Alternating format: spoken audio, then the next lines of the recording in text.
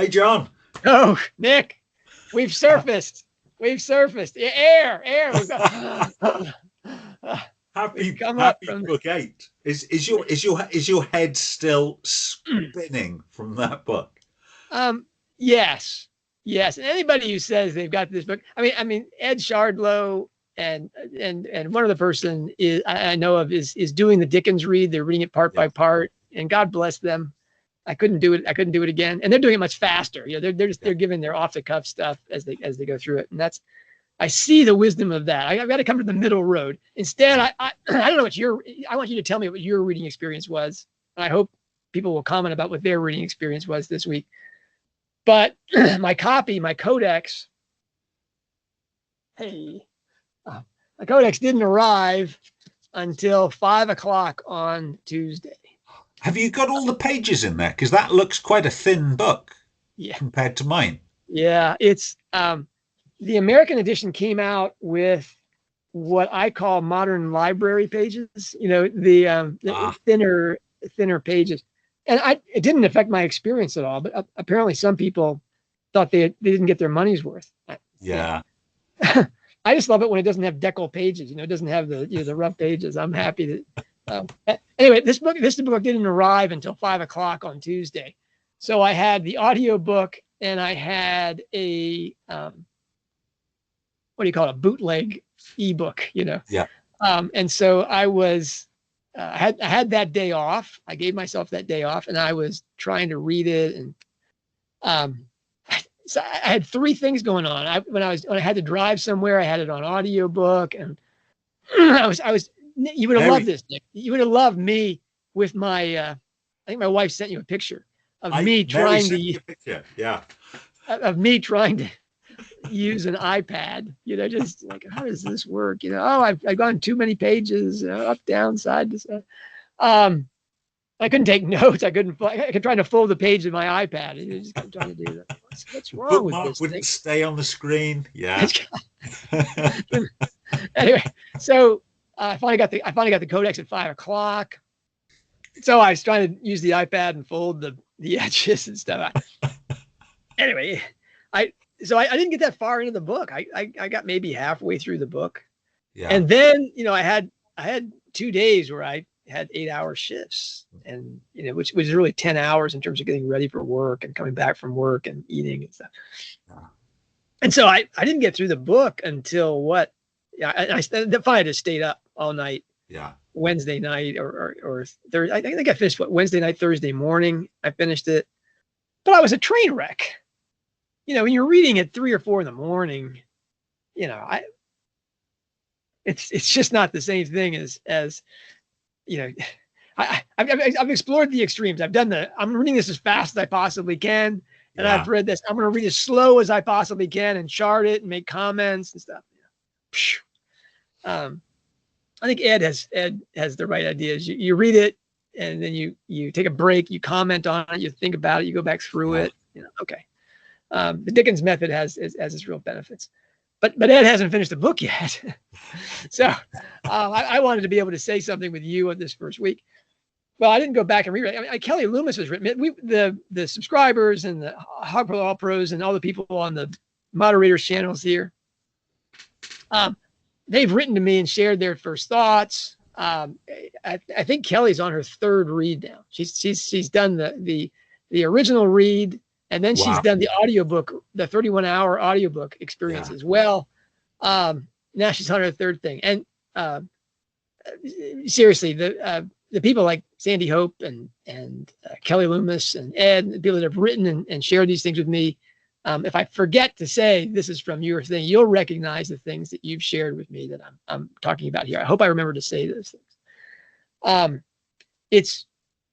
It's curious to me, the people that really get what we do here, which is the tools in the shed, the springs in the lake, and the golden threads that run through all of her work. You know, the plot points and the exposition and such. That people that basically tools, springs, and threads. People that get tools, springs, and threads, they really like the book. They really enjoyed the book, and they're looking forward to doing the hard work now, which is to really dig in, going tool. doing a reading basically for each tool. I mean, you can't do the alchemy without doing a reading just dedicated to the alchemy. No. You can't do the structure without doing the hard work of going through and laying that out. Okay, I mean, those people are excited and thrilled. I think though most of fandom, Nick, didn't have that experience. No. The non-tool springs and threads people really found this a disappointing chapter in the series. Is that your experience? Yeah. So I think first of all, tell me about how you read it. How I read it. So I for each book release, my first release is always going to be the electronic version, because they drop midnight or thereabouts. And I'm an early riser anyway. I'm typically awake and reading at about 4 a.m. New release book day, 2 o'clock I was awake. And as soon as you're awake and thinking, my goodness, it's 2 o'clock on book release day, I was not going back to sleep. So I picked up my tablet, switched it on. There it was, ready for me to start reading. I had a look at Audible. Audible was a little bit later. My Audible copy dropped at about 4 a.m., at much earlier than it has on earlier releases. But yeah, so I read from 2 a.m. through to 6 a.m. on the Tuesday. And then I have to get up, walk the dog. I did not switch on the Audible to walk the dog. I've tried that on Running Grave, and I just got hopelessly confused. So I've got a different book on my Audible that I'm listening to. Anthony Trollope. It's the Barchester series at the moment. Then I had to go into work. It was a preparation day for me at work, so I had a nice leisurely lunch hour that I was reading, got back home, continued reading. The hard copy, the codex, was delivered in the afternoon while I was at work. So then that first day I had the 3 copies nice and early. Unfortunately, Wednesday, Thursday, I had some big items to take care of in work, and that slowed me right down. Basically, it was just evening reading from then on. And, you know, as a lot of you guys will appreciate, if there's something complicated going on at work, that takes some of your mental capacity. So it's fairly slow reading. The work stuff went really well, which meant I could take some of that mental capacity back on the Friday, but it wasn't until Saturday morning I finally finished.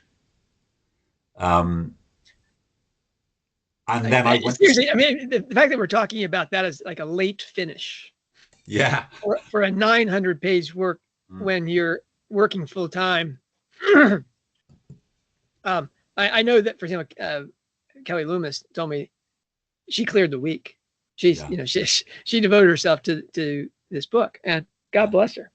And the people that responded to my request for questions that we're going to talk about here, they also had they clearly had the time. They put it aside. I don't know if they took the week off or what. It was like it's a book launch. These are serious readers. Yeah. This is the Royal Society of Rolling Readers here.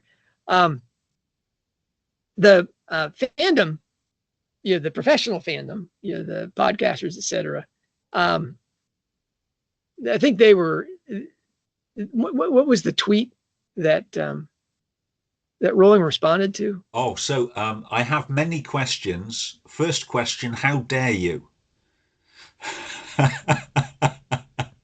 And they must have finished really, really early, because I could see I subscribed to their podcast, and I could see on my podcatcher that they had their reactions podcast was available on Thursday.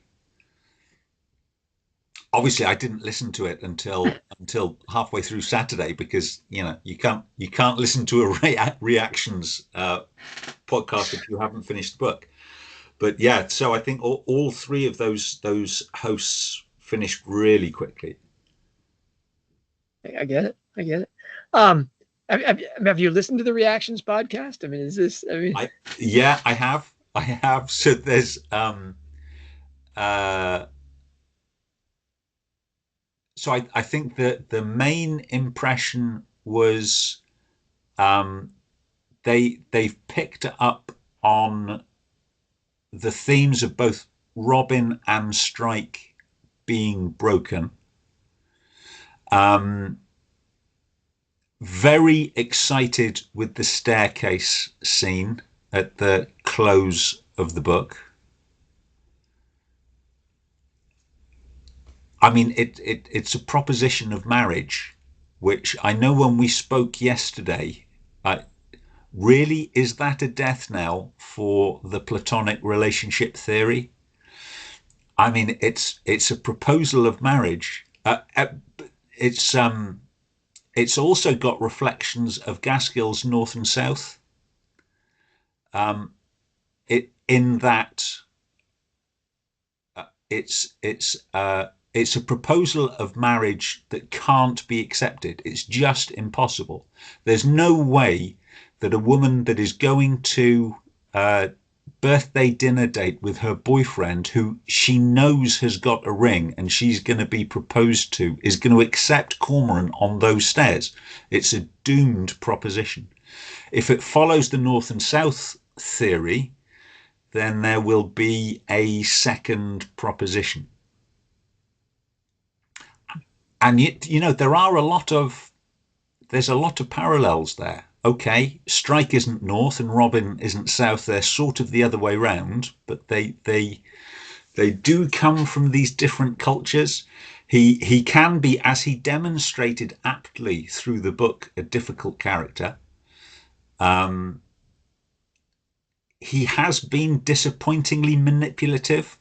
They didn't go so far as I did when I accused him of acting exactly like Charlotte does in terms of that manipulation of scenarios to get what he wants. But yes, as you can imagine, it's very ship heavy. and I can see that there's just disappointment there. There was another tweet though where Rowling responded saying, basically, I'm sorry you're disappointed, but I didn't say it was going to be easy. Yeah. It's just, Yeah. Um, Yeah, I mean, with 2 books to go, we knew it wasn't going to. I think we're fairly confident it wasn't going to be smooth sailing. Although that in itself will be quite a brave decision in this sort of rolling romance to have it at the end of book 8 having a romantic resolution.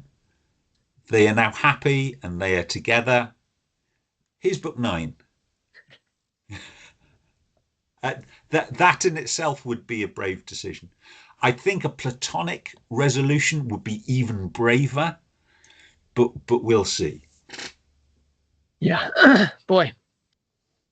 Okay, we're already talking about our predictions that we made from that. It was a pretty good day for Hogwarts Professor on the predictions. Wasn't it just? I mean, we both read. I think I read it first, and then I urged you to read the preview. I mean, John, read through chapter 3. Yes, I think it wasn't a suggestion. It was more of an instruction. Yeah. So I have to. Chapter 3, John. My hat is coming off for you.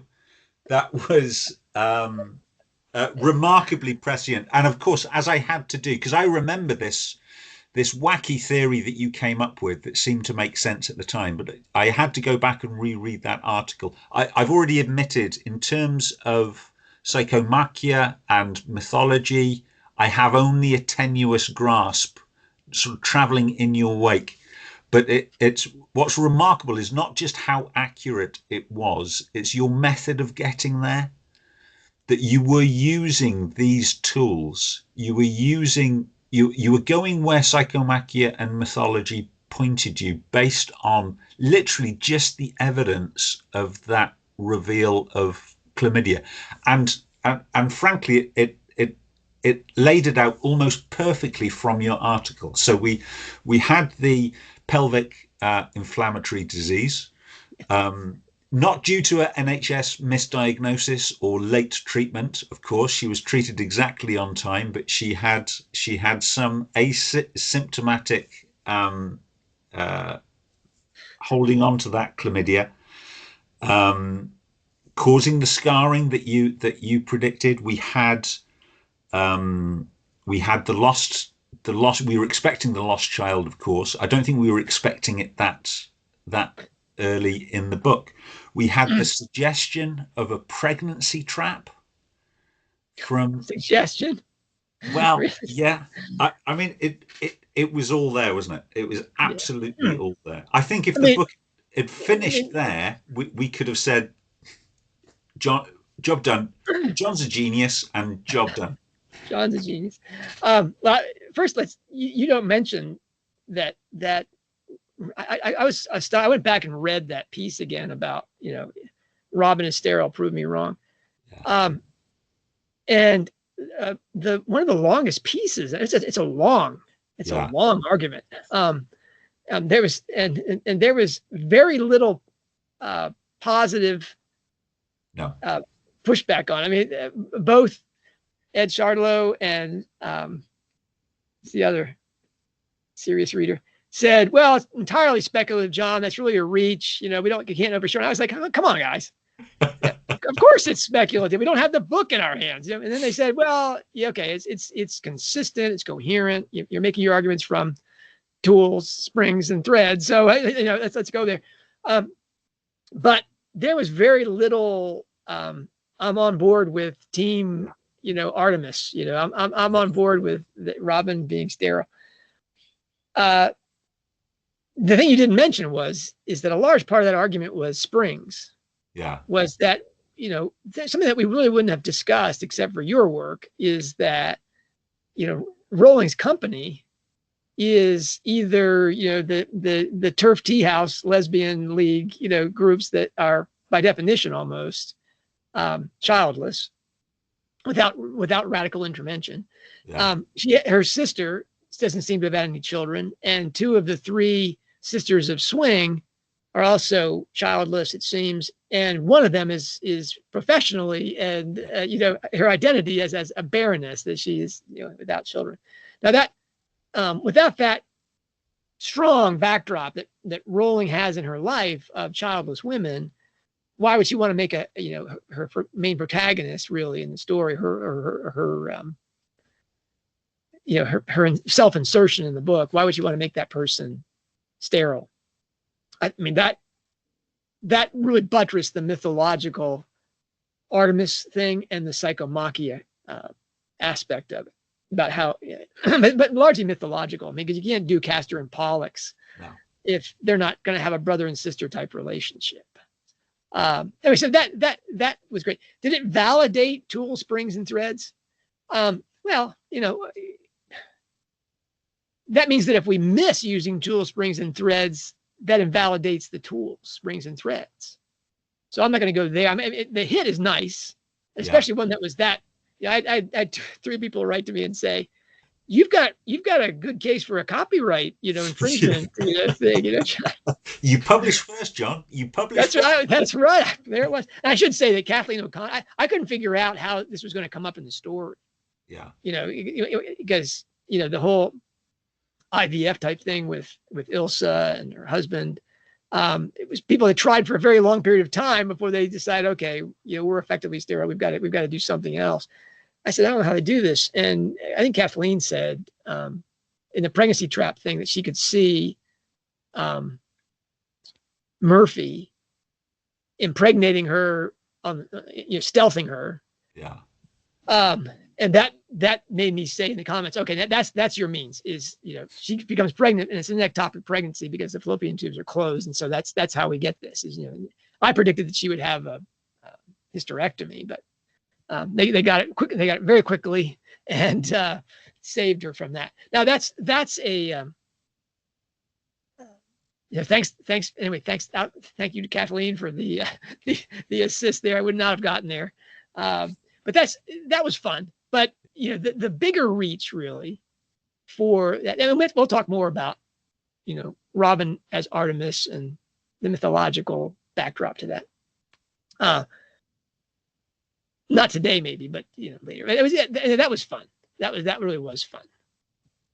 But to me, the thing that the tool springs and threads people on following your lead, Nick, really your insight. None of us came up with this except for you, that Charlotte was murdered. Yeah. That got, we didn't get a in your face confirmation that Charlotte was murdered, but we did get a lot of, first of all, Charlotte was all over this book. Yes. Charlotte's in this book. I'm gonna bounce past this to you in a second, right? Nobody could read that book and not be like, "Wow, Charlotte's dead," but is she really dead? She's all over the place here. All of her family, her cousin, her best friend, her half brother, her mother comes in. Oh wow, this is a lot of revelation about her, and it's tied in profoundly to the story. And then we get these mentions of the suicide note and what people know about her death. Yeah. And again, I was reading this thing on the fly, and besides being impressed that Charlotte's all over this book, I really didn't. I was like, wow, I guess this is going to come out in 9 and 10, but there's more, isn't there? You read it a little more slowly than I did. Well, I only really got it on the reread. So I started my Audible reread yesterday morning. And I had a long walk yesterday. Went all the way from Barry to Lanto. It's about a 4-hour walk. And I carried on with the audiobook this morning, and I got to pretty much halfway. And it's the Robin Valentine Lancaster interview, that horrible interview. And first time, honestly, I missed it, other than what a truly horrible man this is. What on earth did Charlotte see in him? Second time through, there was one particular passage that jumped out at me. Again, this is audiobook. It's a really bad way to take notes on an audiobook. So as soon as I got home, I went straight back to the codex to sort of verify what I was listening to. So Valentine is talking to Robin about Charlotte, and Strike. So some of the things he says, Valentine says to Robin, "You two were fucking as soon as he left Charlotte." Where did he get that information from? Well, Charlotte's been saying this anyway. So Valentine could have heard that at any point in the previous 7 years. "You've been misinformed," said Robin. "It's you who's been misinformed, dear. I think I'm more likely to know who I'm sleeping with." Of course. But clearly he's been informed, and he's taking all of this as gospel from someone or something. "Did you know he knocked her around? Mr. Lancaster, I rather not hear hard facts about your hero."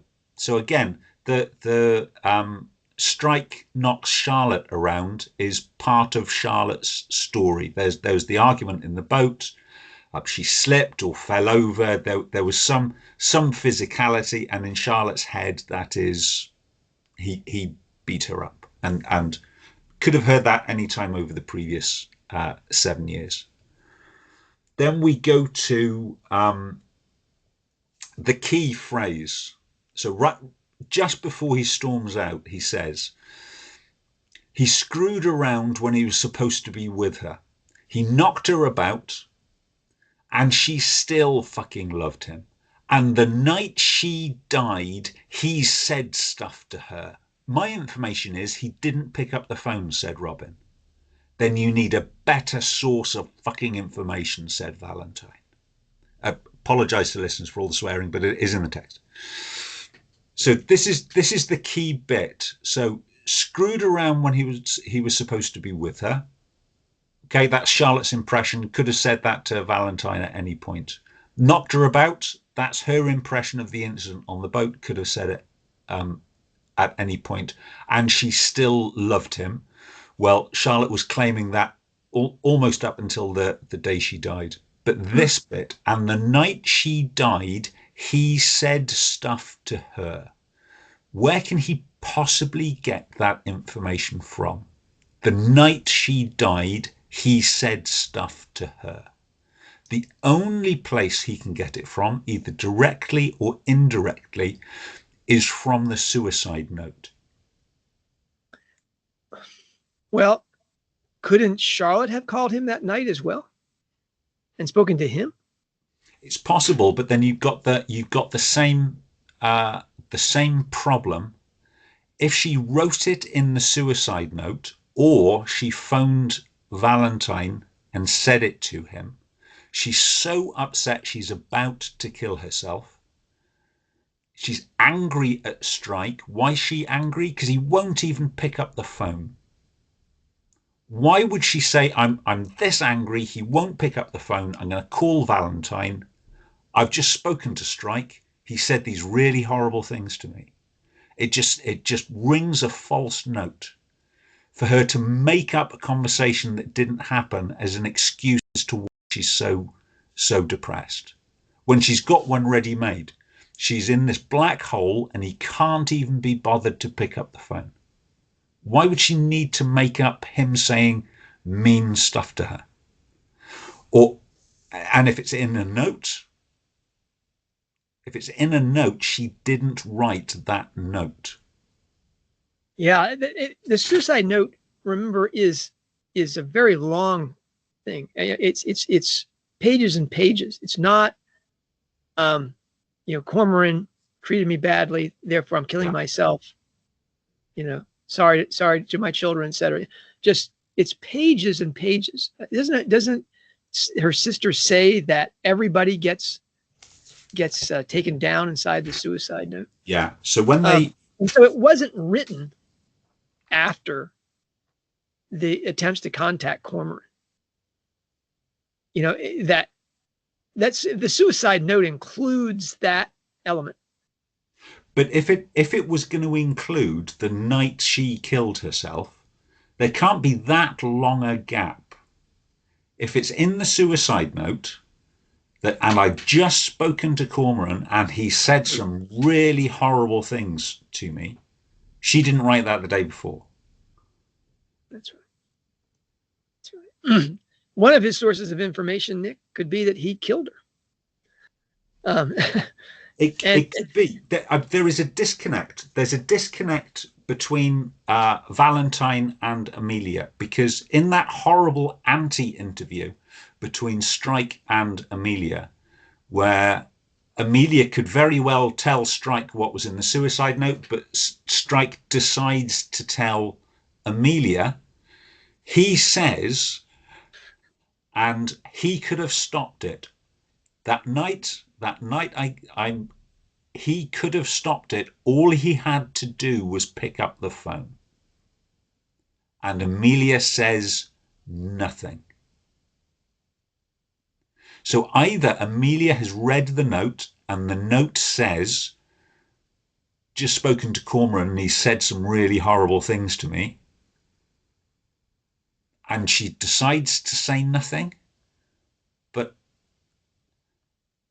if Amelia really thought that was true, why would Strike then claim that all he had to do to save me was pick up the phone was what would have been in the note? So either she knows that Charlotte didn't write that note, or some other reason she doesn't want Cormoran to realise.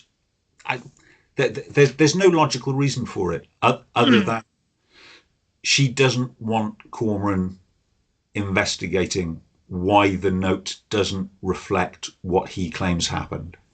Okay, let's go tools, springs and threads here. Okay.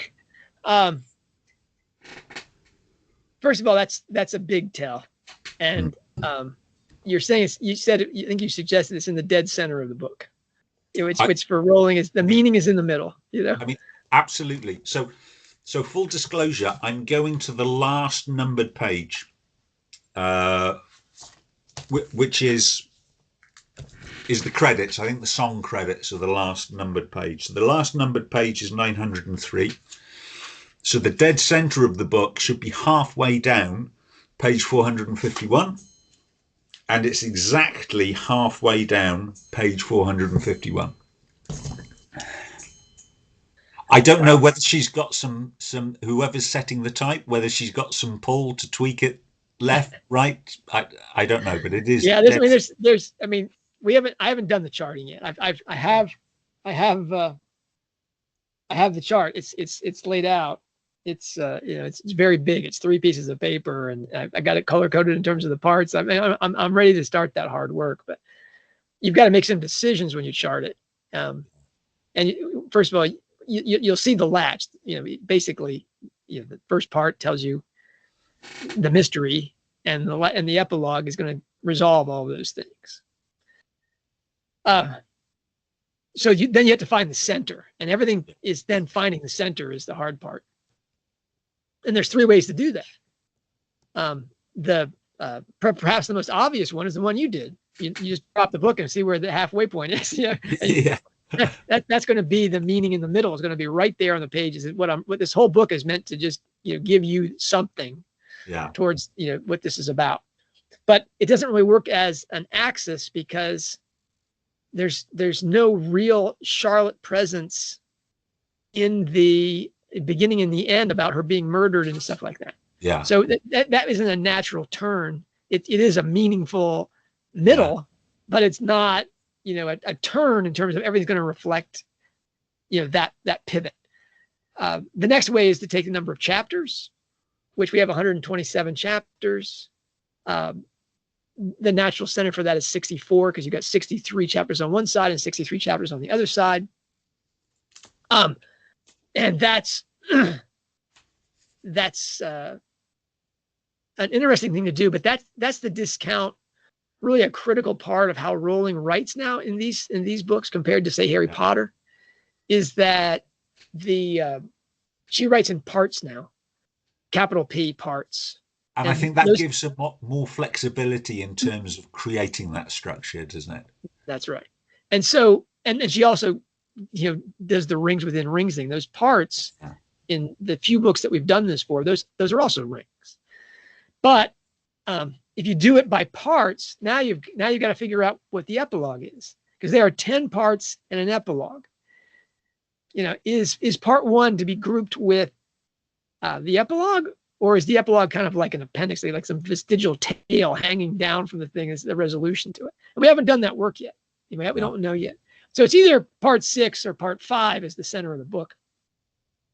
If it's part 6, then you want to find the center of part 6. Again, 5 parts on one side, 5 parts on the other side if you include the epilogue as a part. It's a 12 chapter thing, and that 12 chapter piece is going to be the center of it is going to be, I think, between 72 and 73. But that's well beyond the chapter middle or the page middle. Yeah. So again, we haven't figured all that out yet in terms of how that pivot works. My wife is laughing. I was saying to her, part 2 is the critical part because it's almost twice as long as any of the parts in terms of the pagination. It's got the most chapters in it, and this and that. And she goes, does anybody else know how many pages are in each part? How many people are following the pages in each part? And I was like, dear, that is the set of 1, in Rowling fandom. Maybe it's not true. Maybe I haven't met this person, or this person is no longer talking to me or something. I don't know, but that's the work that the tools, springs, and threads people are going to be doing in the following weeks. Yeah. But to your point, Nick, I think you're right that it's clearly not as obvious as the well, I think the chlamydia led to PID, which leads to her, having, an ectopic pregnancy and losing, her capacity to have children. That was a scary bullseye. Yeah. Really unprecedented in my work as a Potter pundit, which is, it's a quarter century of that. But your work got, I think, a real, the people that said, oh, where are these Charlotte is murdered guys? We're sitting here saying, that train is coming. that train is on track. If you read that book and didn't get just the presence of Charlotte in the book. Oh yeah. So there's 129 mentions of the name Charlotte. That's more than twice as often than we see the name Cormoran. So we only see the name Cormoran 63 times. Yeah, and there were people that were saying, finally, Charlotte is done. No, Charlotte is. But people were saying that from Career of Evil on. That's it now. We've finished the Charlotte line. The Charlotte storyline's over. And again, this is again, the mythological blindness, especially with Valentine Lancaster. Now I can claim that I was the first guy to say, what a name. Valentine Lancaster. He's Cupid, right? The Valentine's Day guy with the Lancaster. He's the guy with the arrows. Come on. Valentine Lancaster. And this is really goes back to the first time we meet Robin. Really, she's talking about the statue of Eros in Piccadilly. Yeah. Circle, square. What is it? Circus. Piccadilly. Circus. Oklahoma's a long way from London, Nick. Let me tell you, it's a long. I've been there. I can't remember. Anyway, that's. There, Robin, she's proposed to by Matthew, Matt Cunliffe. Yeah. And with the drunks around her and this and that's a great thing. She's just thrilled to death. She has the engagement ring, which gets some pea mash in it. We get the pea mash reference again about resuscitating that fish. I was like, oh, the pea mash is back. Oh, how great that is. That there's so many of those. All these, if you pick up any book in the Strike series, and there's reference to it. We'll come back to that. But the mythological thing is that that statue is not, even though it's called Eros, is not the statue to Eros. It's Anteros. It's the theological love. It's really much more agape love than it is the love of desires and romance. Cupid, however, and this is Fairy Queen. This is Spencer. That Anteros Eros friction and how a human being orients themselves is really what Rowling is after here. This is a psychomachia issue. And I had this out with Kelly Loomis, who was really disappointed on her first read. And I was just like, if you're not reading this book allegorically and anagogically in terms of the tools, you're not going to get what it's about. And she said that her second read, her audiobook, she says that helped a lot, because really Robin is the soul. She's the psychologist. She's entirely consumed in this. And that. She's the feminine aspect. And in this book, at least, Strike is the spirit calling to her, come to me. This is basically God saying your orientation has to be towards me. I'm older than you are. I'm ugly. I've misbehaved. There's a lot of mysteries about my whole background in terms of this and that. But I've cleaned up my act, and now I'm calling to you for this relationship. Robin, however, as the soul, is disinclined. She feels the calling of spirit, certainly. She knew she was in love with Cormoran long before he did, right? But the body is the soul's. You can call it natural, but the only reason that you can call natural there is to understand that there's also a supernatural and a contranatural realm, and the natural realm for the soul is attachment to the body, and really concerns of the ephemeral world, of advantage and disadvantage, and the claims of the body on the soul are, especially for a woman, okay, in terms of a woman being physically designed to bear children, those demands of the body are much more significant than they are on a man who doesn't bear children. And so she winds up with Matt Cunliffe, which to strike, again, in the role of Spirit here is like, how can she possibly be with this loser? And then with Ryan Murphy, the same thing. How can she possibly be with this guy who's not her equal? Her only end can be in God, in Spirit. He's finally recognized that, as slow as he's been out of the blocks. But if you don't see that this is the allegory of that, you can't understand why we get Lethal White all over again in this book.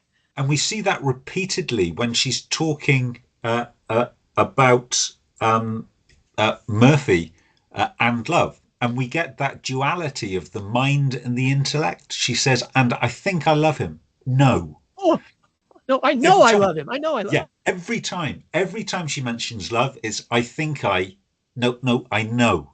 Yeah. And that's this division. Yeah. Between Anteros and Eros. Yeah. That Anteros and Robin is definitely the pure spirit of this pair, right? By some margin. Yeah, I mean, really, Strike is the son of Johnny Rokeby and of Zeus and Rowling's whole issues with institutional church and this and that. I mean, her idea of God is definitely tarnished. But it's still, here's Strike calling to her to her he's fostering her vocation. Okay, and that vocation is her cardiac intelligence, her heart, which is her anterotic love, her agape type love, her sacrificial love, her Artemis concern for protecting women and children. That's Robin's vocation, and that's her life with Strike.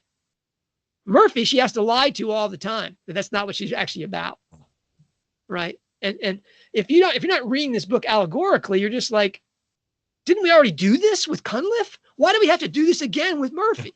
Well, because Robin hasn't figured this out yet. Yeah. And she's definitely thinking he's younger, he's more handsome, he wants to have children and a family. All those things are things that God is not offering her, right? And so she's blind to, the fact that he lies to her. He's a dry drunk. He's and that he almost certainly. It's important to stay hydrated, John.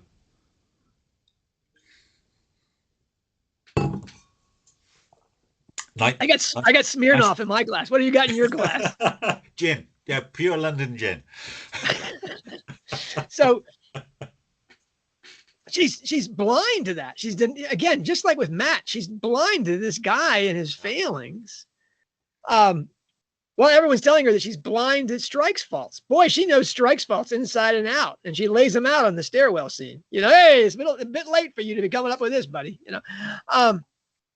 But I think the extended play. There's theories about the structure of the series, and people that are playing that game, we're not going to know the structure of the series until the series is over. But I love you dearly. People that are really knocking themselves out about that, but it's like this book.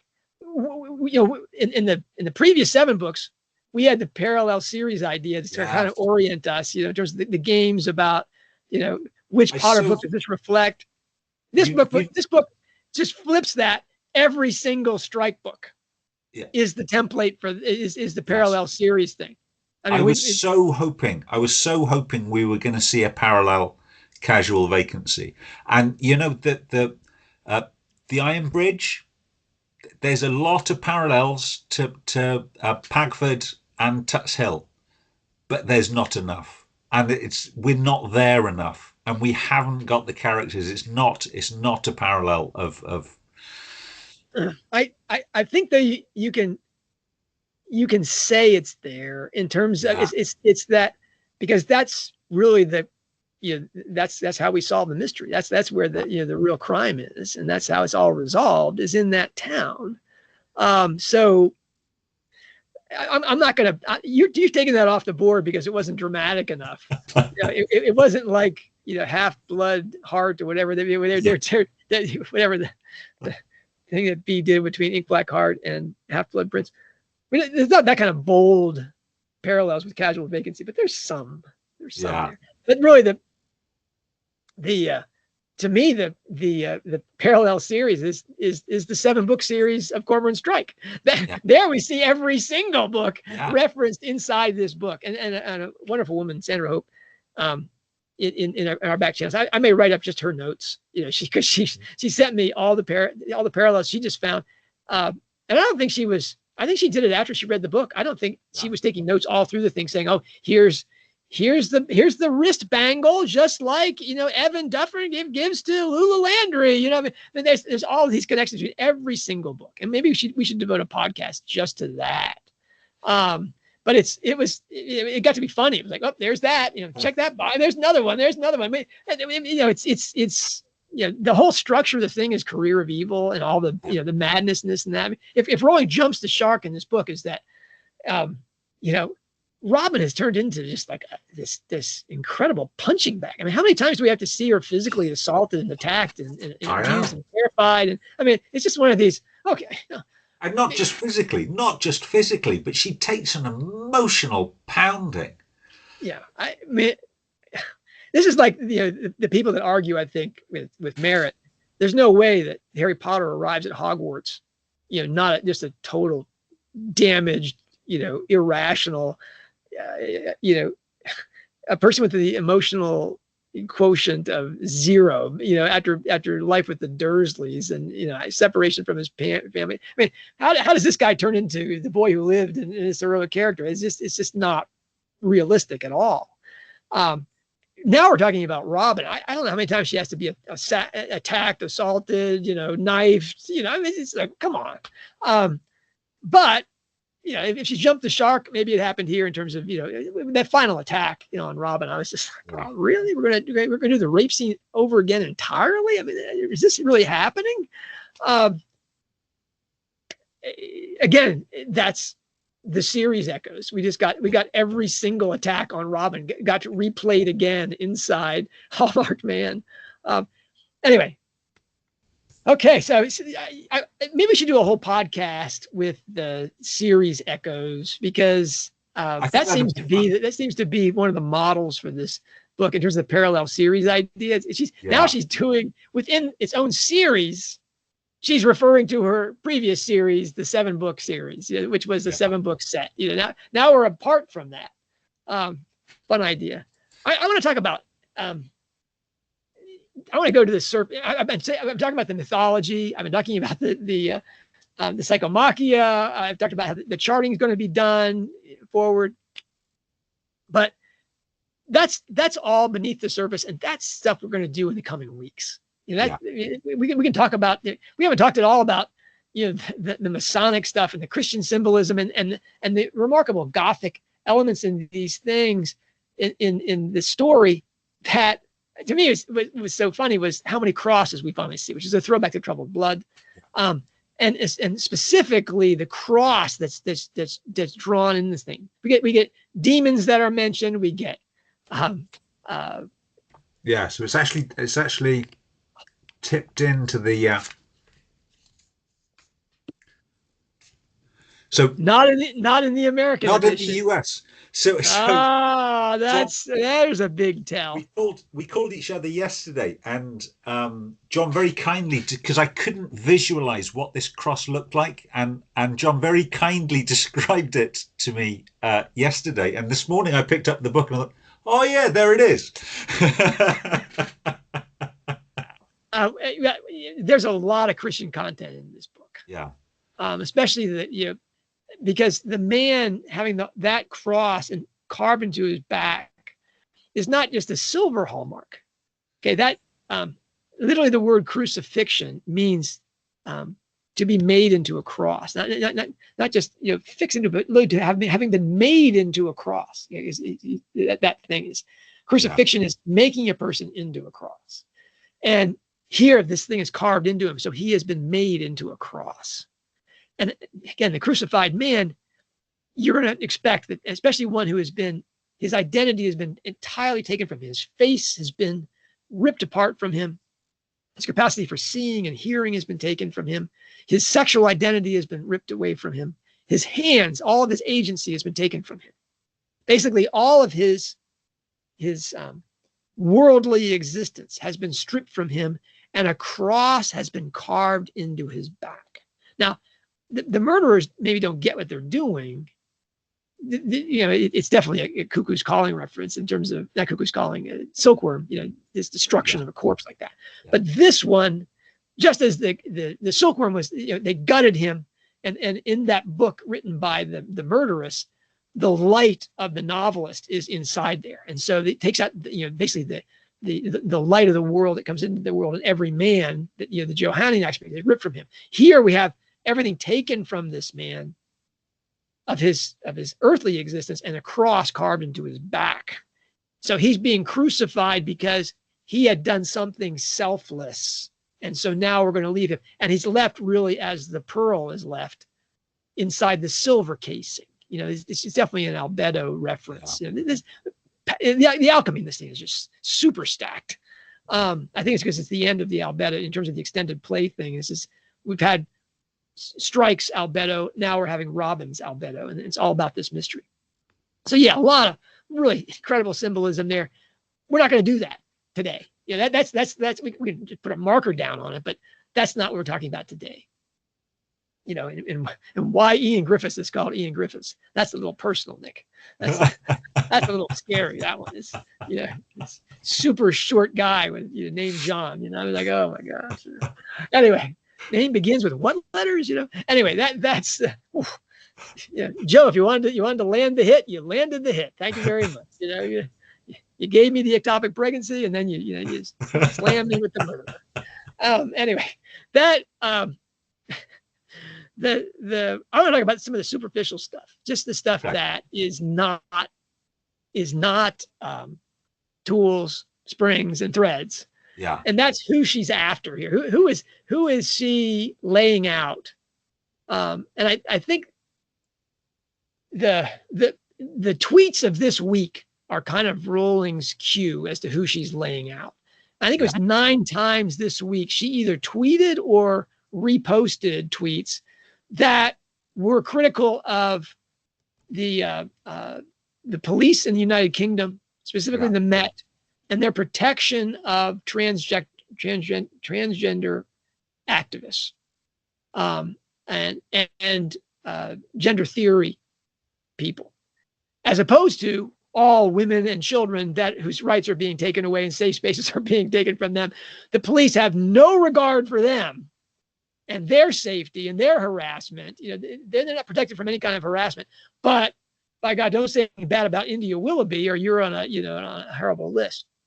That she's after the police having been captured.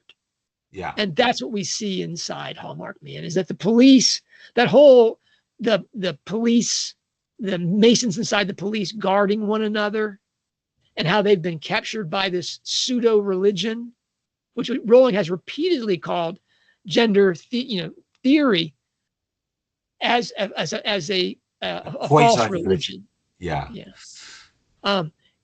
She set this book up as she has a false religion that the police are captured by, and so they protect the murderer and don't investigate this thing the way they could have, because they're totally thinking. And certainly the media is that way too. You have Dominic Culpepper definitely being the bad guy here. Yeah. But he's totally after Strike. Yeah. And it's all his personal, vendetta. And he's got encouragement from that. Yeah. The powers that be want him to go after them. And that's certainly what Rowling experienced with the media through the whole trans war experience. I think it's unaccountable power. It's unaccountable power is what she's going for. But it's not so much that she's against authority doing its job. It's authority which is not benevolent and in some sense objective. Yeah. It's the captured authority that she's trying to say is so dangerous here. And that's clearly reflective of that's she was anti-media and anti-government at the beginning of her writing Harry Potter. Yeah.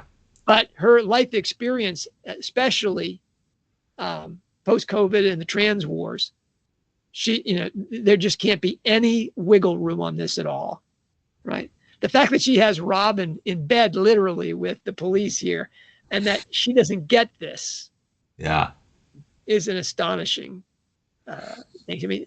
All right, so the first target is, I think, the police and the media, and then there's this mysterious figure, Nick. Tell me about this upper class lisping. So readers in the UK, this is so completely transparent that you do not need any explanation whatsoever. So we're talking about Lord. For all of us in the United States, Nick, please. Okay. So we're talking raise about the veil and tell us. Lord Oliver Bramfoot. So let me read a description of this character. Strike had never met Bramfoot, but he knew what the man looked and sounded like, because Bramfoot was one of those public figures who managed to penetrate the mass mind like a noxious, invisible gas. So quite a flattering portrait we've got.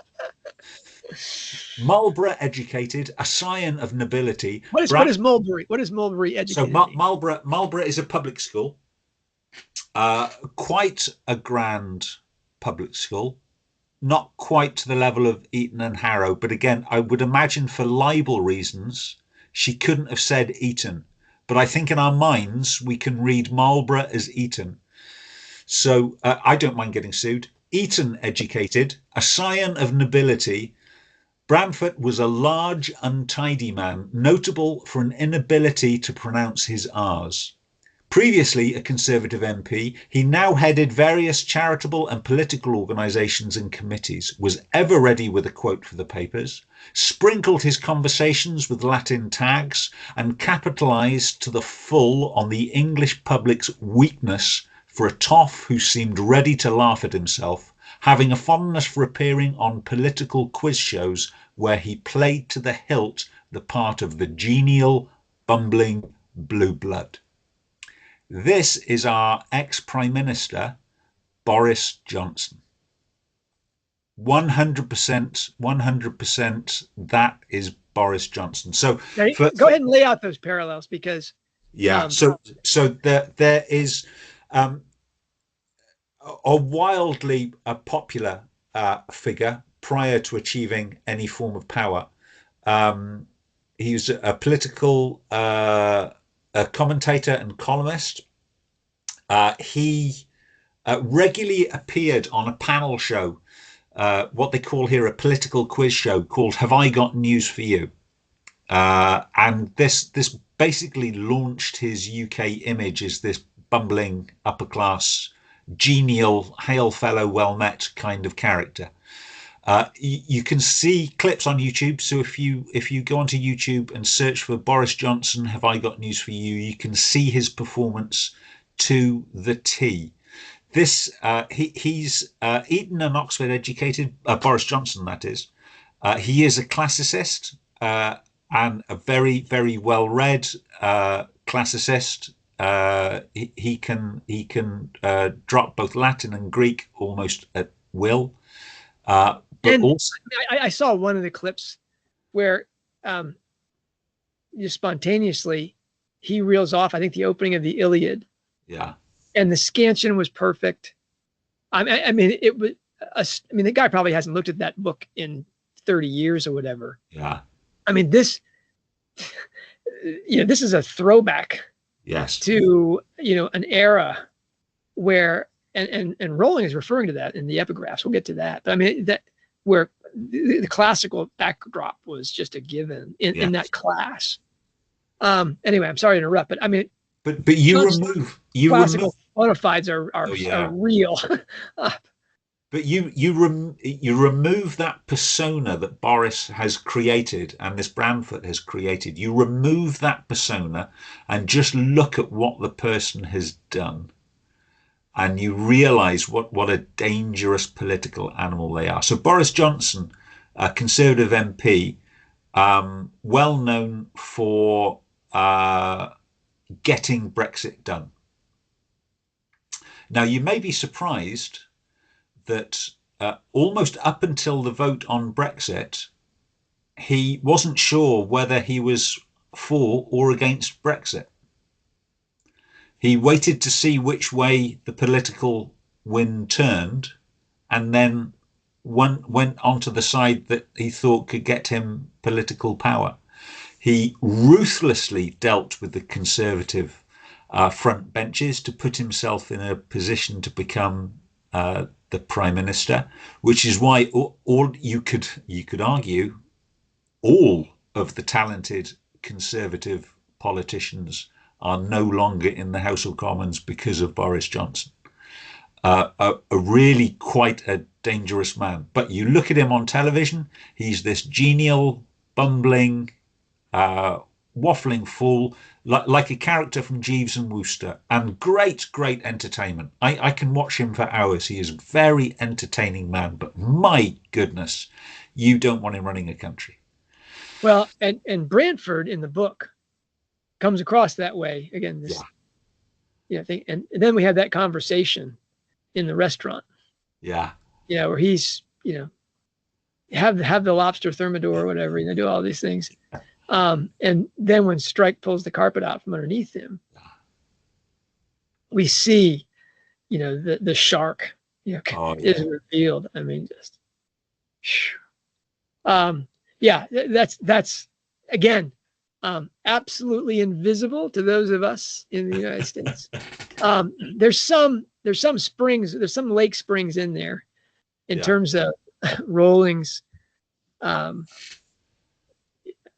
lower middle class background and her Guardian readership disdain for Boris Johnson. And at that meal, there was the dual takedown. So there's the takedown of Branford and also the takedown of Kim. And Kim is that character, is the cheerleader, is the woman who is prepared to sacrifice all the other women for advantage and male approval.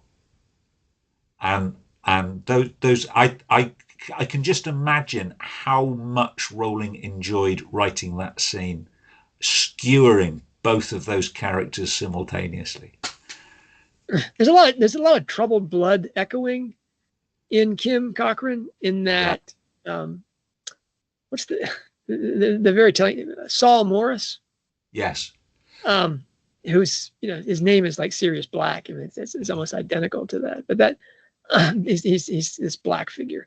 And Greta figure that Kim Cochran is kind of the flip. She is the Cormoran, what Saul Morris was to Robin, but they both treat Robin very badly and suck up to Strike.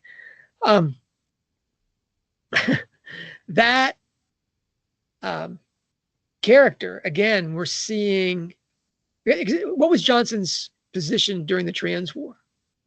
I assume that he was totally aboard with gender theorists and transgender women or women type thing. No, so he largely ignored it. So it was his Conservative Party that pushed through a lot of the legislation for the gender recognition certificates. But it was not. That was the Conservative Party put that. That was the Conservative Party pushed that through.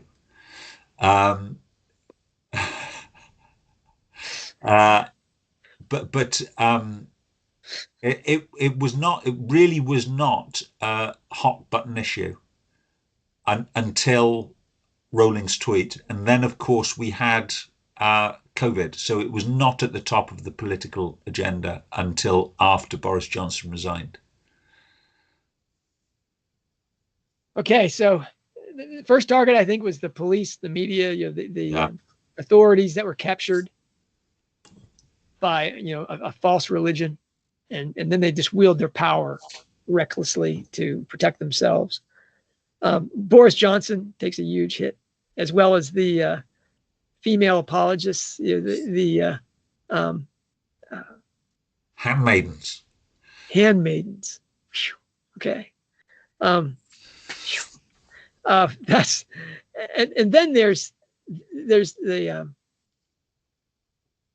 grooming gang question, and this is a mixed bag. Yeah, because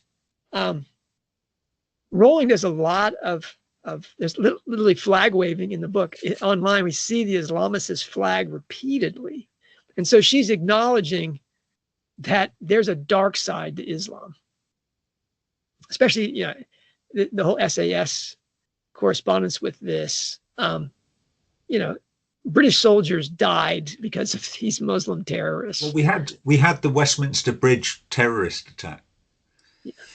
So she's acknowledging that there's reasons to be concerned about radical Islam.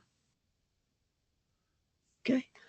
On the other hand, we get a grooming gang, and the only Islamic characters that we meet inside the story are basically Ricky and Ozzie Harriet. The happy family with the handicapped child that doesn't quite get the breaks they need and stuff, and everybody loves them. The grooming gang turns out to be a group of white losers. Hard to be fluent in the current situation in the United Kingdom, to think that Rowling thinks that the Islamicist threat is entirely overseas, and that anybody who's concerned about Islam in the United Kingdom is an Islamophobe. That just seems to be ingrained in her. The only character that we see, I think you told me this, that the woman who's called an Islamophobe is grouped as the mentally ill Islamophobe, the wife of the SAS soldier. I think she really does think that people that have real concerns about radical Islam in the United Kingdom are somehow necessarily mentally deficient or somehow evil. And yet she shows by waving that flag that she understands that there's a dark side. How could she tweet all those things about Iran and Afghanistan and not understand that, hey, this is... I think she does. But I think she also realizes that it can be used as a tool by, and let's not call them mentally ill, but some pretty unpleasant people. So there is a widespread belief on the internet that by far sexual abuse of young children in the UK is perpetrated by Islamic grooming gangs, and that's white slavery. This is almost always young white girls. Yes. So but that is patently untrue unless you work really hard at that definition. So if you include in your definition white slavery, that the perpetrators then can't be white, then of course, yeah, you're probably right. If you include in your definition that the people involved in it, at least one of them could be related to the victim, then no, overwhelmingly the majority is of course white.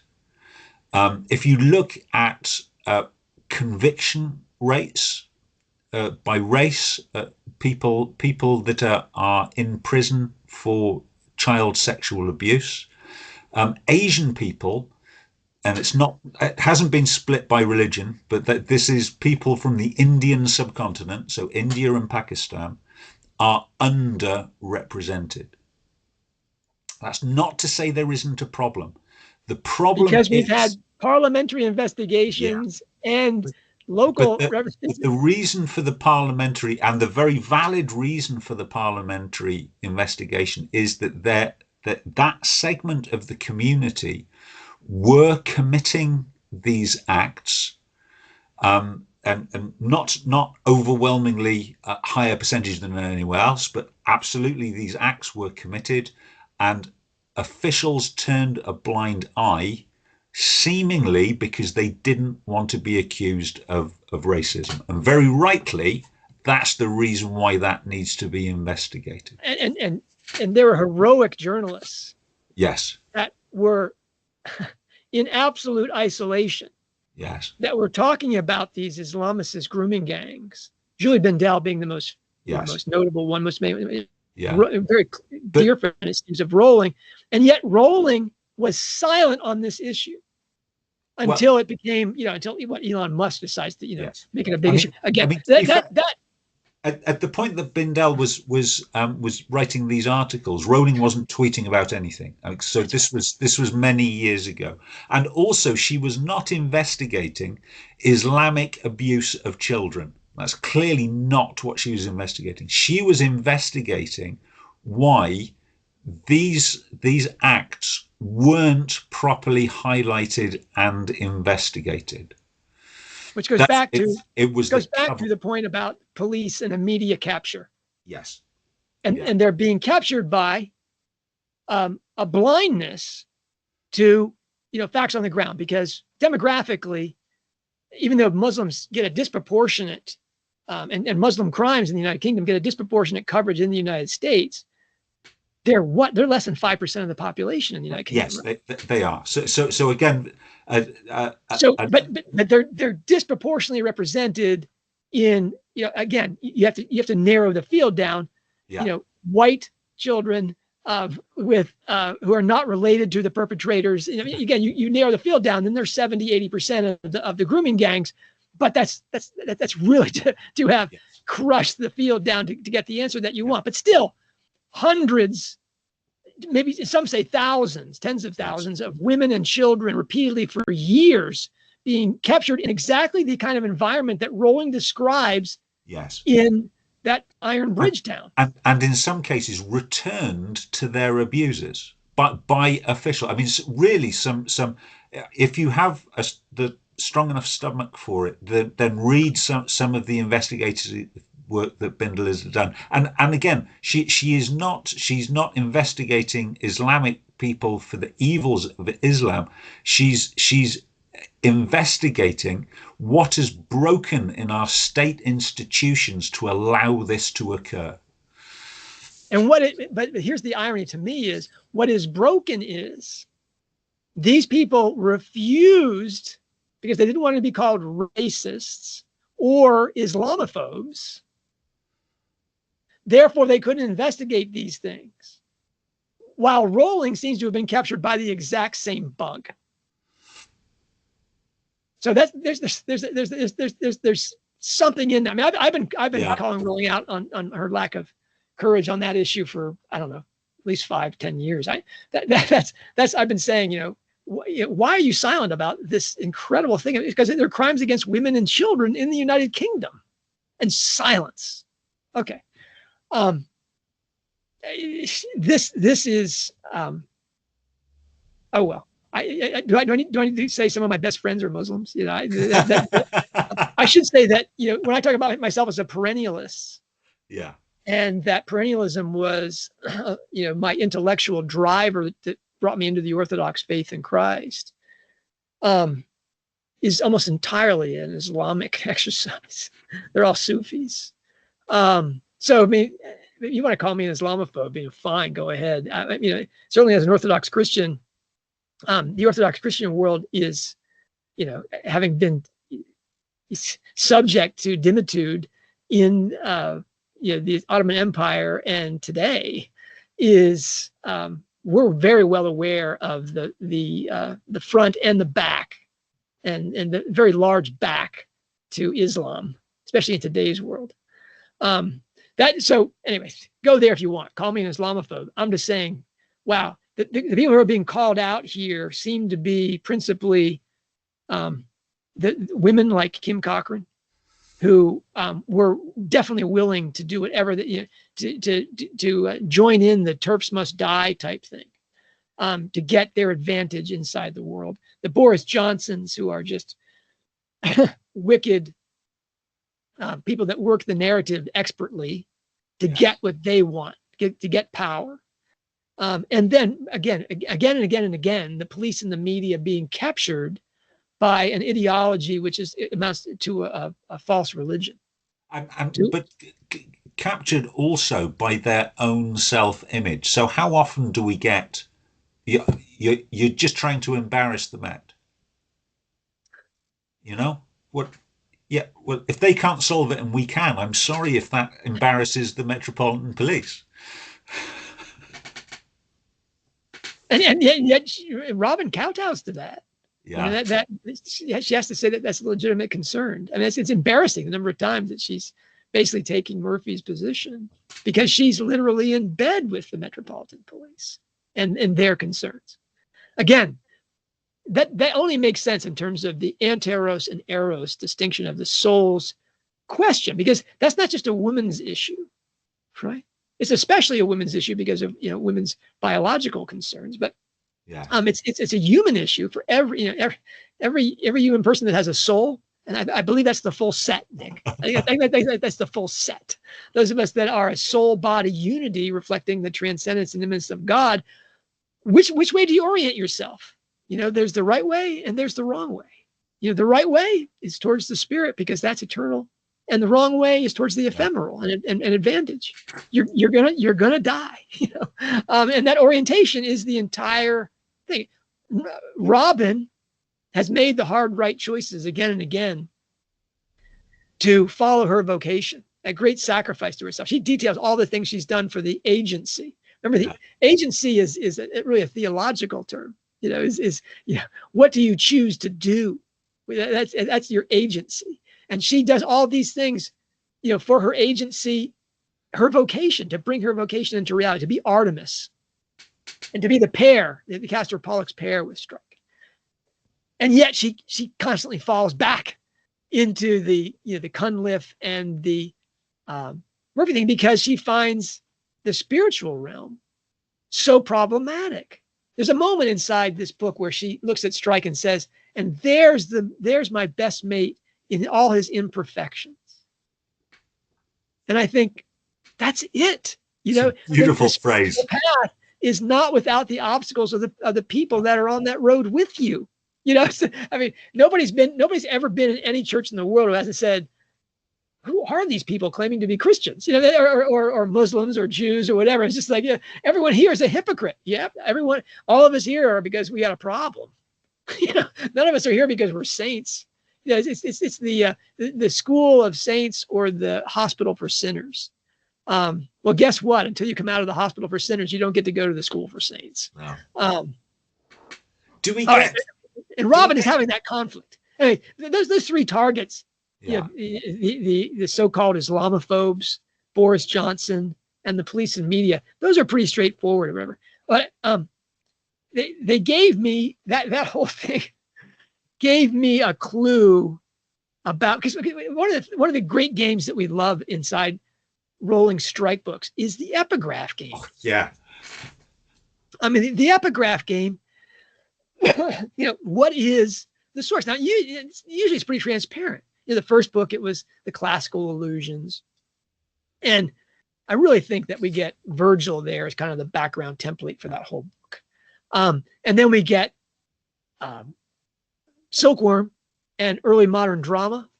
I don't know which one specifically you want to choose among the early modern dramas. Hamlet's obviously the most famous one, but those revenge tragedies are clearly inform the book. We're seeing that basically, the book is written by people that are studied in early modern drama. The book itself is some sort of medieval allegory, and we get it, and it's her revenge. Okay, so that was good. Then we get Blue Oyster Cult. Again, that's we get Career of Evil, the greatest Ian Rankin novel not written by Ian Rankin, and that's a treat in a way, but it's also kind of a nightmare. Yeah, that's just the rock and roll thing and hard metal.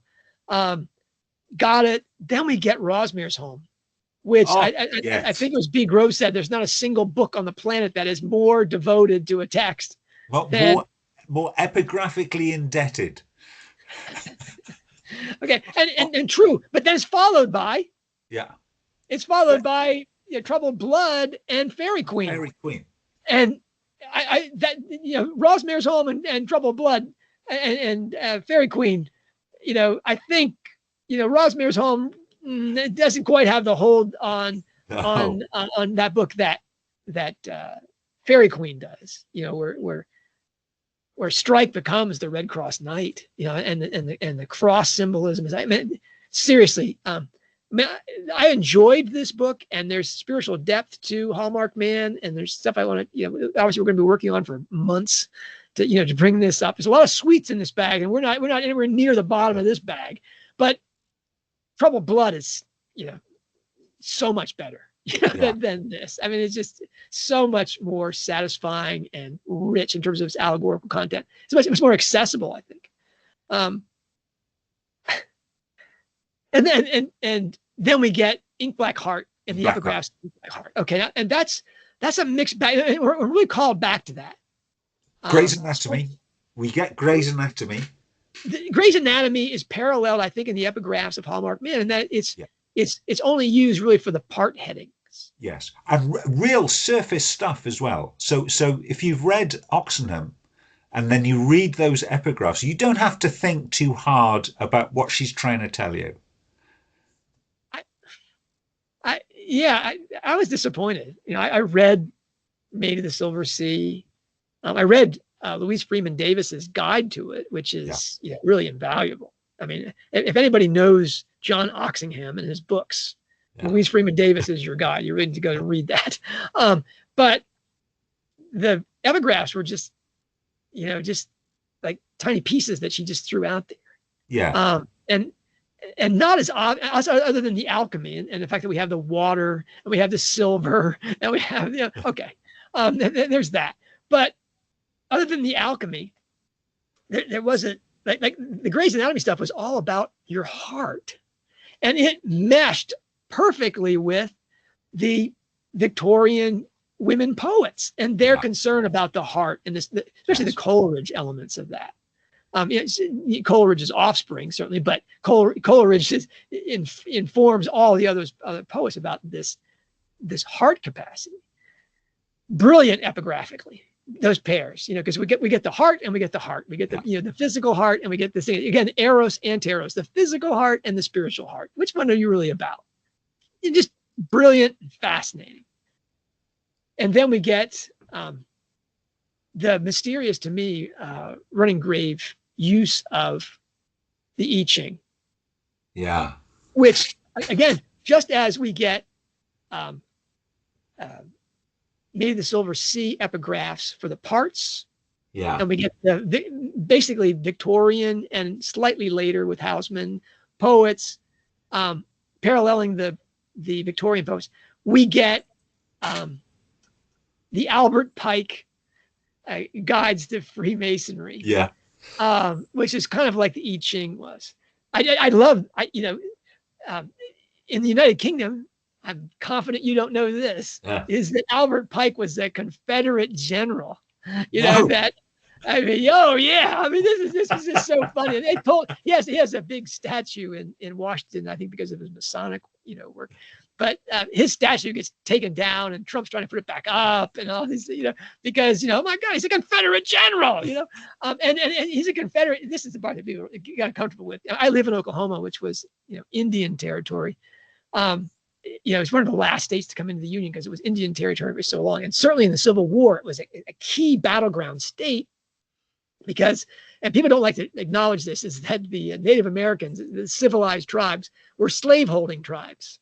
And so, largely through Albert Pike's, you know, machinations as a jurist of all things, he gets the civilized tribes to fight for the Confederacy, and they reward him with, you know, a generalship. And he's Arkansas, what's now Arkansas, and what is now Oklahoma, were really where he lived.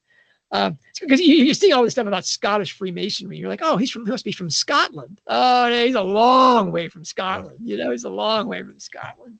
That's comedy, but the Freemasonry parts of it and the citations that they use there are you know, show this kind of esoteric Christianity, which is, again, is a faux Christianity because it's all about individual understanding.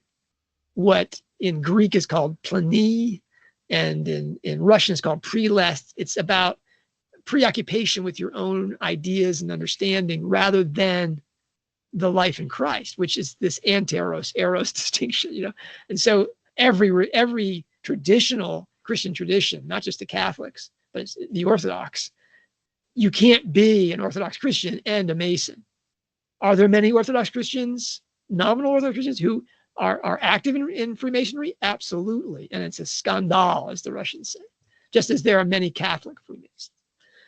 Anyway, so we get to this book, and here we have these 5 authors, right? In alphabetical order, right? We start off with Matthew Arnold. Giant in English literature, right? I mean, this is, I mean, if you ever did a survey of English literature course and you didn't read Matthew Arnold, you know, get your money back. Matthew Arnold is right in there, right? And then you get Robert Browning. I think in our last podcast, I talked about Robert Browning, you know, that he's a giant. And Browning gets the epigraph that opens the book, you know, the worst of it. Yeah. And then if you break down all of the epigraphs, which you've done, I've done, you know, there's 139 epigraphs, because you have the 127 chapters. Yeah. And then you have the 10 parts and the epilogue, and then you have the book epilogue. So there's 12 of those, 127 chapters, 139 epigraphs. They're pretty evenly broken up, so that Arnold has 25 citations. Browning, I'll come back to Browning. Hausman, A.E. Hausman has 28 citations. Oxenham has 26. And Albert Pike has 22. So you get Browning comes in at 38. Browning is the monster of the set. He's, you know, he's by a third at least or more, he's got more citations. And if you look at the citations, you won't see the hidden book. All of the poems of Matthew Arnold are pretty much, you know, taken from his work. And Hausman, we know that I love the Hausman things, because Shropshire Lad and Last Poems are the only things that were published during his lifetime, other than his translations, which, you know, he talk about a classicist of the first rank. Hausman is much better known among classicists than he is among, you know, poetry lovers. You know, which is amazing, really, especially because he wasn't Oxford certified. He doesn't pass his Greats exam. But after Shropshire Lad and Last Poems, the Last Poems weren't the last poems. His brother puts out 2 more books, more poems and additional poems, you know. Anyway, and we get, you know, the things from those things. Shropshire Lad gets the most citations. Yeah. 1, 2, 3, 4, 5, 6, 7, 8, 9, 9 different poems. And Last Poems is right up there with it. I think there's 9 references to that, but only to eight different poems. Even less than that. There's 3 poems from Last Poems that are referred to twice. Yeah, I mean, I'm gonna have to write all this up, but the big thing is Robert Browning really sneaks in there. We didn't get the Browning quotation except for the German edition in the drops. Yeah. Which was funny, you know, because if you got the German translation machine translated, you didn't get Robert Browning. You know, you got English words that didn't make any sense at all. But that I ordered, as soon as I saw the German translation had Robert Browning in it. He was one of the 5. I ordered the Norton Critical edition of Robert Browning's poetry, because perversely, from all the things I said about Paul Wheatley yesterday, I didn't have a copy of Robert Browning on my shelf. Wow. That may be because I donated 17 boxes of books recently, but so much for that. And looking through here to see how many of the poems that are the 38, actually there's only 32 works cited, because a lot of them are referred to twice. Five poems are referred to twice. And a lot of them are among his best known that are included in this anthology. Well, it's an anthology with critical, works attached to it. That's when I noticed that Browning's best known work while he was alive is a book that has 12 chapters, and those are referred to in Hallmarked Man in the epigraphs by their chapter title, not by the book in which they're included. Okay. It'd be as if you're quoting Homer's Odyssey, and you instead of saying, Homer's Odyssey, the Cyclops cave, you just gave the chapter number, so you couldn't tell it was part of Odyssey. It was just a chapter number. That book I did have on my shelf, and let me tell you, that's a freakish thing, only due to Paul Wheatley, and it's a funny thing. I couldn't throw it out when I was going through my books and just really taking maybe only 1 in 10, it turns out, but still 17 boxes, large boxes of books, because of the title of it, Nick.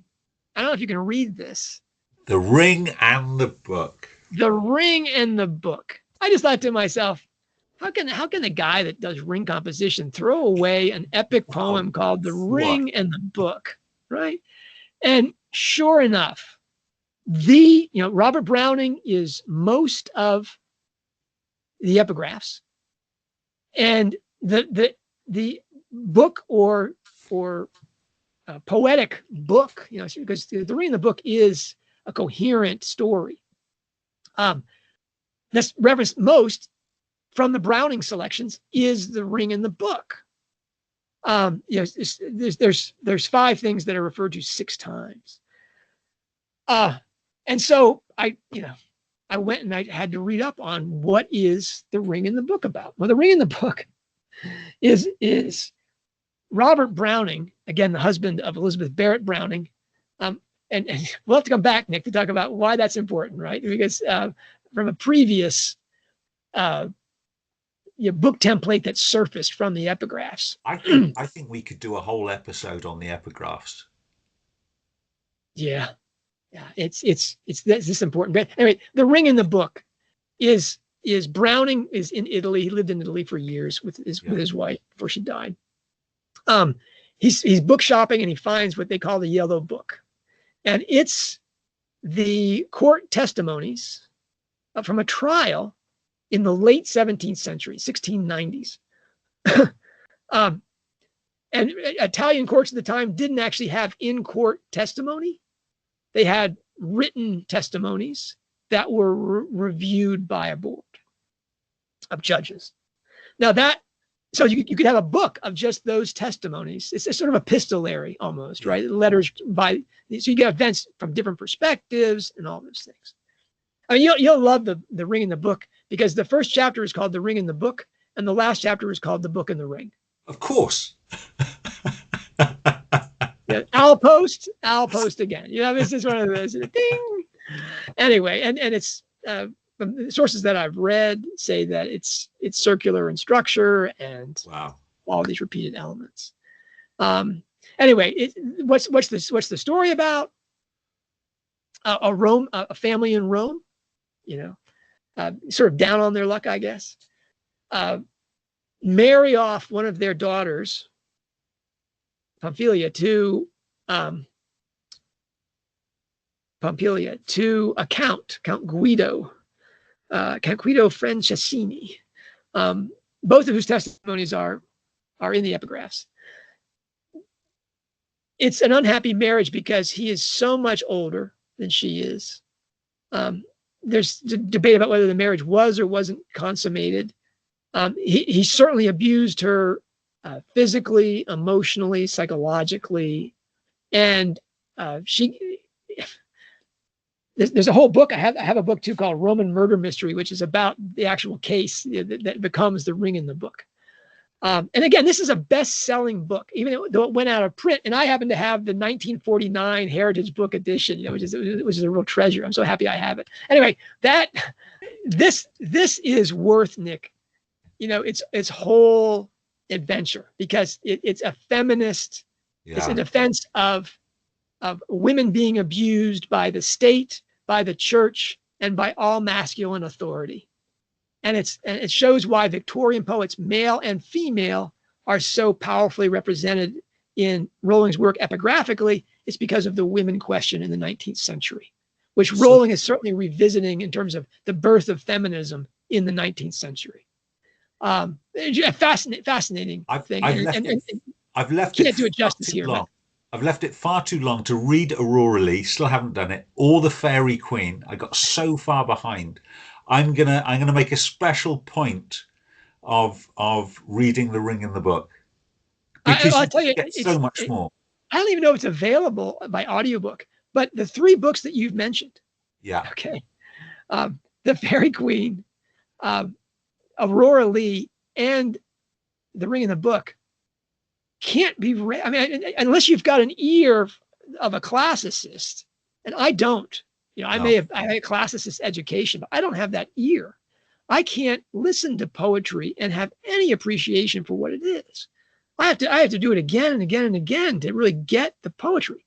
The postmodern mind is mush, and I include myself in that subset. But she's chosen those three books of poetry, which have remarkable women heroes and martyrs. Because she's reading these things as feminist, and the most important work about The Ring in the Book that's been done in the last 50 years is by a woman named Brady, and it's the feminist appreciation and critique of The Ring in the Book. Yeah. I mean, here we're talking about three of the most popular books, leaving Jane Austen off the table here, of the 19th century were Uncle Tom's Cabin in the United States, far and away the most important book in the United States. Politically, artistically, and this and that. Uncle Tom's Cabin dominates the United States well into the 20th century. But in the United Kingdom, poetry in the 19th century holds the popular imagination much more than it does in the United States. And the two big books there, the largest books, the ones that people were devoted to and carried with them everywhere, Aurora Leigh and The Ring in the Book by Elizabeth Barrett Browning and Robert Browning have to be in the top 5. Wow. And Rowling is bringing them up. Aurora Leigh was also invisible, but we have affirmation from her. Yeah. That's the thing. I think it's a good bet that The Ring in the Book is a large part of the subtext of that. Because of what we talked about in terms of capture and the abuse of women by authority. Oh, so that's our first take, Nick. And what a ride is it has been. So what's the plan for next week's talk? Wow. Tools, springs, and threads, Nick. I hope by next time we meet to have. I hope I can complete the charting in a week and have some real conclusions about what each part means. Yeah. What's the center of each part? Maybe just roughly how they relate to one another. Whether the epilogue is a tale, or whether the epilogue is the 11th part, which makes the charting a lot easier if it's the 11th part. Because it's let's just to say flat out, there's people that are charting these things. This is an unusual book. Yeah, in many respects, but it's unusual in that we don't get sort of a prologue set of chapters. No, that's right. So we get an epilogue, but not a prologue. So hence the reason. Is this some kind of tale at the end? Yeah. I mean, that's the work I have to do as that guy. And I'm sure there are people out there that are doing this, and that's good that I'm not reading their stuff, because there's. The problem, as I said at the end of my Running Grave exposition, is I'm the only person doing this. And so my prejudices and certainly my bias towards this structure aren't being challenged by anybody. We're not seeing somebody else try to use the same tool and reproduce it. Yeah. So maybe somebody else is doing that right now. Great. let's Don't say anything yet. Don't say anything yet. Wait Oh, for go ahead, publish it. publish. I'm not reading it. Go ahead and publish it. But I'm going to be doing my own thing, and I hope somebody else somewhere will chart the individual parts of these things and see if they, using these tools, come up with similar conclusions that I did. This has been an absolute joy, as has the book. A real pleasure to read, and I look forward to talking to you again next week. Yeah, I confess, after the trauma of the first week, and the reading stuff, I look forward to this week because it's pretty straightforward. Now I get to do a slower reading, make the chart, really get to know this work, take notes about the threads, the springs, the tools. Now we get into the real work. It's fun. This was kind of like the wedding, and then you get the marriage. The wedding can be traumatic, but God willing, the marriage will be this male and woman, soul and spirit. And it's not just the woman always has to be the soul. Not the case. In fact, Strike has obviously been the fallen soul through almost this entire series, and Robin has been kind of the spiritual orientation for him to keep his head on. That's I'm looking forward to I get to do my thing this week, the tools thing. I hope you'll be doing your thing, the spring stuff, as well as the golden threads. Especially anybody that wants to work on. I think Kathleen O'Connor is working on the artwork.